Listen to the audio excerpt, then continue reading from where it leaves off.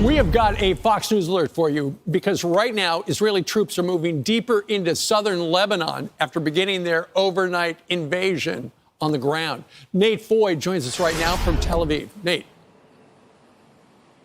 Hey, Steve, good morning. So Israel is complementing its limited ground offensive with additional airstrikes across Lebanon this morning, while Hezbollah is responding with a constant wave of rockets into northern and central Israel, including here in Tel Aviv, where Hezbollah targeted the Mossad headquarters with several rockets fired from a civilian area in Lebanon. Some, but not all of them, were shot down. Take a look at the damage. We're learning of 2 injuries, both of them drivers hit by falling shrapnel. This is the second time in a week that Hezbollah has targeted Tel Aviv. The Houthis targeted Tel Aviv twice as well in the past week, so 4 times overall. Now take a look here at Israeli forces getting ready to invade southern Lebanon overnight. Their commandos and paratroopers are focused on Hezbollah positions up against the border so the evacuated residents of Israel's north can return to their homes. Now Israel continues taking out Hezbollah's weapons capabilities as well. They hit several facilities in the Dahia neighborhood of Beirut this morning. And don't forget, Israel is still fighting Hamas in Gaza. Overnight, Israeli airstrikes reportedly killed at least 31 people. In one of them, Israel says they hit a Hamas command center that was inside a building that used to be a school. Meanwhile, Yemen's Houthi rebels appear to have resumed their attacks on shipping in the Red Sea after Israel hit Yemen's port city of Hodeidah on Sunday. The Houthis also claim they shot down a U.S. drone on Monday.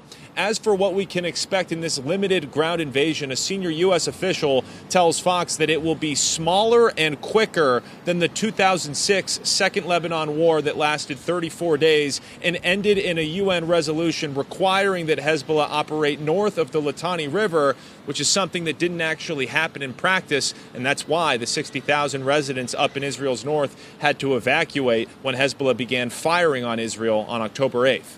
Brian? Wow, Nate, so many moving parts. Great job.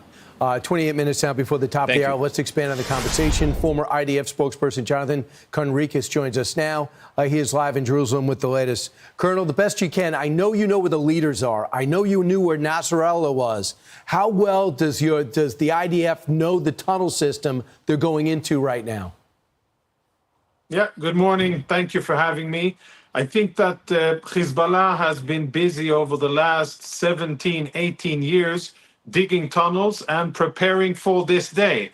And what exists just on the other side of the blue line, the border between Israel and Lebanon, is an intricate system of tunnels that Hezbollah has dug, which they intend to use in order to cross into Israel and attack Israeli communities. And that will be one very important point of infrastructure that Israeli troops will be going in order to dismantle so that the area will be safe for Israeli civilians to return to once the military operations hopefully will come to a successful conclusion. Between the 3,000 plus leaders, Hezbollah fighters that were blown up with their pagers and walkie-talkies, between the leadership that was blown up, between Nasrallah's death, what is the level of disarray among the world's leading terrorist organization right now? 10 being total disarray, 1 being no big deal. I would put that at a 4, maybe a 5.